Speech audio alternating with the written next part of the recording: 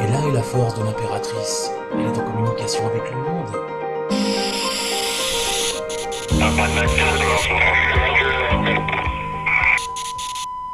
Et là est la force de l'impératrice dans sa façon de communiquer avec les gens. Alors bonjour, on va regarder aujourd'hui la carte de l'esprit de synthèse. Et puis on va voir aussi la différence entre la papesse et l'impératrice parce que c'est important. Il se trouve que l'impératrice, déjà, on peut remarquer qu'elle a un sceptre. Donc là, voilà. Là, on a un aigle, alors ce serait plutôt... c'est un aiglon. Il y a une aile qui est mal formée, mais alors est-ce qu'ils avaient mal dessiné le truc à l'époque, je sais pas. Ou est-ce que c'est voulu, peut-être. En tout cas, ici, c'est bien un bénitier qu'on a. Donc c'est une carte de communication.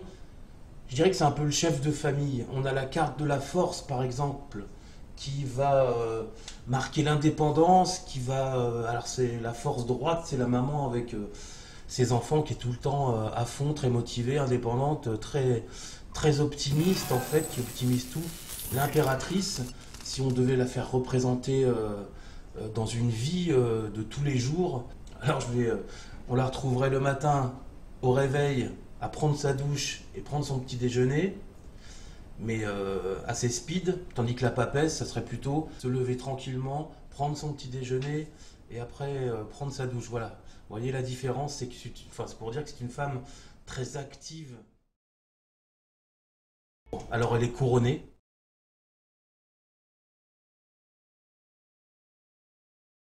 Il y en a très peu dans le tarot qui sont couronnés.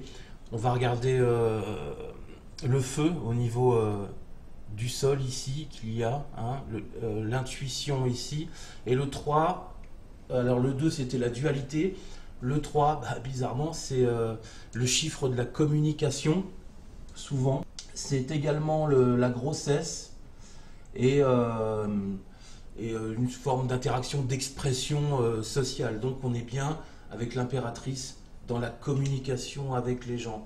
C'est souvent propice aux ordinateurs, aux écrits, pour enfin faire quelque chose. C'est-à-dire qu'on avait la 2, on avait la papesse droite qui marquait une certaine attente au niveau de la vie, au niveau que ça soit professionnel ou affectif, avec une étude de la situation, la carte numéro 2.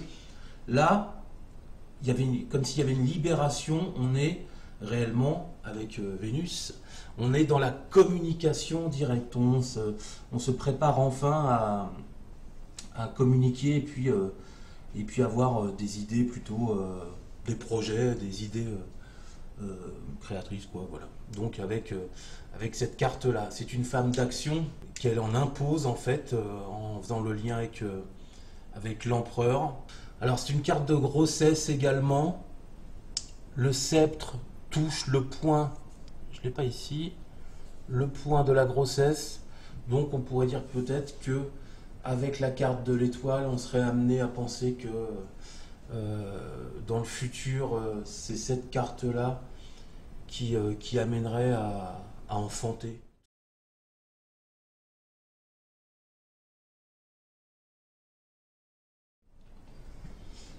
Alors les combinaisons de la communication de l'impératrice, puisque vous avez les mots-clés qui sont écrits sur l'écran. Qu'est-ce qu'on va prendre? On va faire en freestyle encore. L'impératrice, et puis tiens, on va retravailler. Ça voilà, on a travaillé sur le battleur. On va retravailler sur la carte du battleur. Alors c'est toujours selon ma méthode en fait, hein. Il n'y a pas de tirage en croix. Si vous désirez faire partie des élèves, vous me contactez tout simplement. Et puis il y a des vidéos. Alors je montre là que quelques cartes droites du tarot de Marseille. Les cartes renversées, je ne vais pas les expliquer puisque c'est destiné aux élèves. Voilà. Donc l'impératrice droite, on va faire le lien reprise de communication.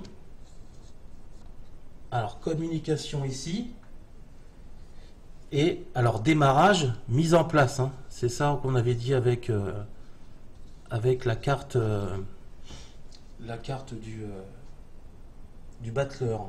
Bon, on voit pas, c'est pas grave. La carte du battleur avec la mise en place.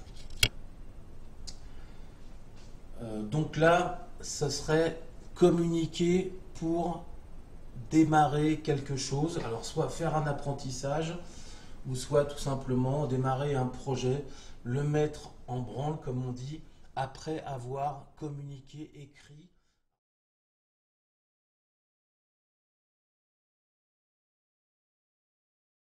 Alors plus simplement, on a la carte de l'impératrice qui élabore et qui conçoit le projet en direction du battleur qui, lui, avec sa table de travail et puis les éléments qu'il a dessus, va fabriquer pour un résultat physique.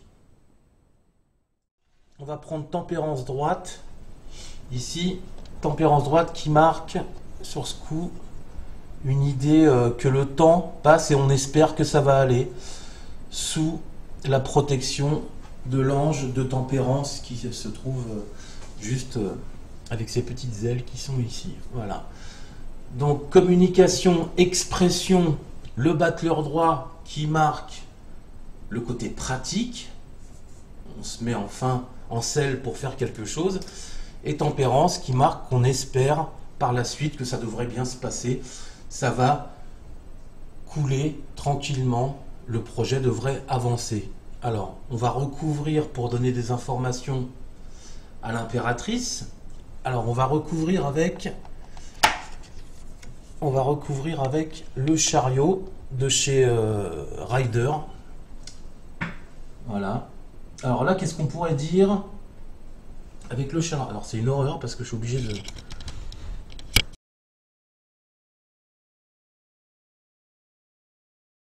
On retrouve une forme de désir de vouloir réussir avec le chariot. Hein. Donc voilà, elle est motivée pour faire avancer les choses, réellement. Donc ça, c'est bien.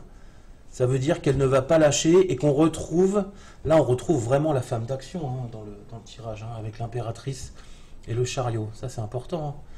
Hein. Il y a vraiment une motivation. Motivation de réussite, donc, c'est le chariot qui nous le dit, tout simplement.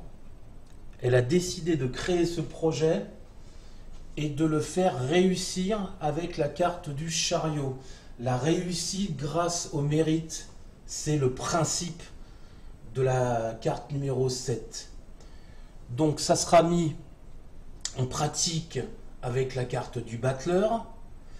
Alors on va rajouter, qu'est-ce qu'on va rajouter?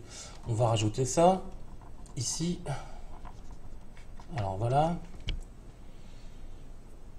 Alors, qu'est-ce qu'on pourrait dire avec la carte du mât de chez Rider, encore une fois?